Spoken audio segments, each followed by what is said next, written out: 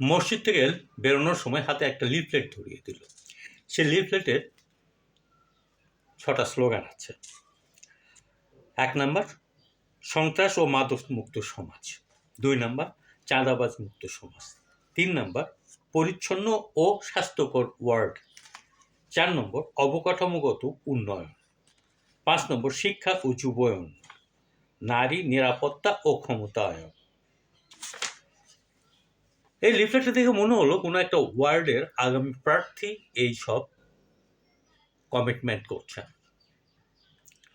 সম্ভবত উনি সম্ভাব্য প্রার্থী।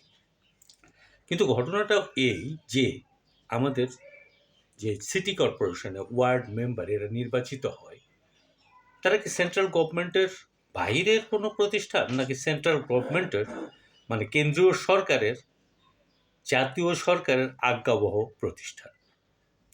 যদি হয়, আর যদি এই আকাঙ্ক্ষাগুলি এই ভদ্রলোক সত্যি সত্যিই করে, তাহলে এই আকাঙ্ক্ষাগুলি তার পক্ষে পূরণ করা কি আদৌ সম্ভব? সন্ত্রাস এবং মাদকমুক্ত সমাজের কথাই বলা যাক। সন্ত্রাস ও মাদকমুক্ত সমাজ কি একটা ওয়ার্ড কমিশনের উপর নির্ভর করে, নাকি একটা মেয়রের উপর নির্ভর করে?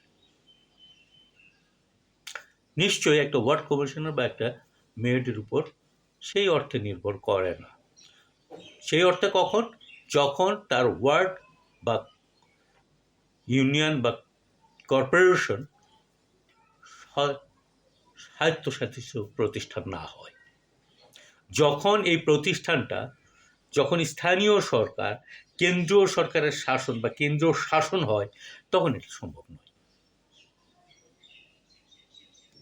কেন সম্ভব নয়?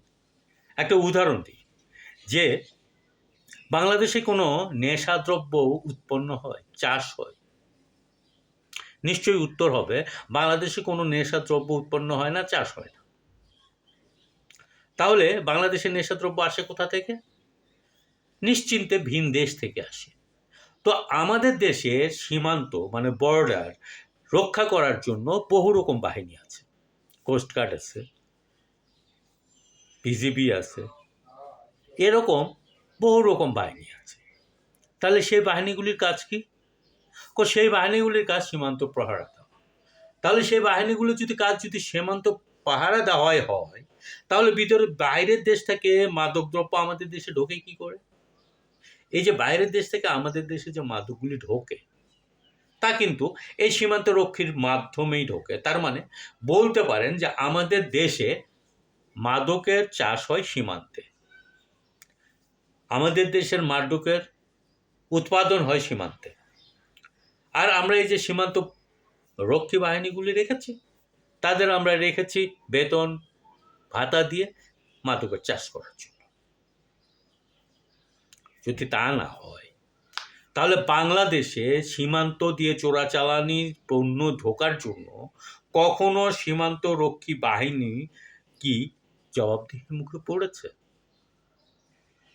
এই যে বাংলাদেশে এত খুন, গুম, অত্যাচার কলে, পুলিশি নির্যাতন চলে, কোনোদিন কি পুলিশ কোনো শাস্তির আওতায় এসেছে?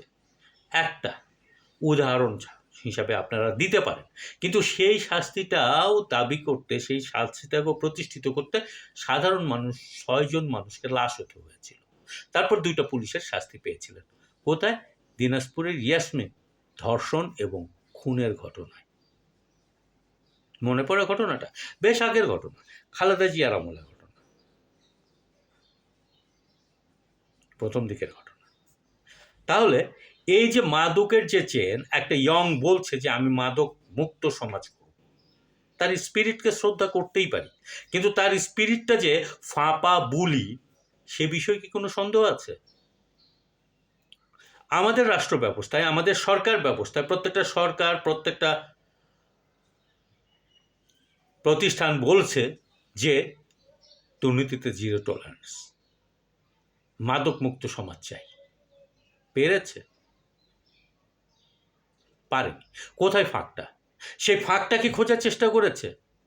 এই ফাঁক এবং ফাঁকিটা যদি না বোঝে এবং ফাঁক এবং ফাঁকিটা যদি বন্ধ না করা যায়, তাহলে আমার আজকে আমার সন্তান বলছে যে মাদকমুক্ত সমাজ করব, পরে আমার নাতি বলবে মাদকমুক্ত সমাজ করব।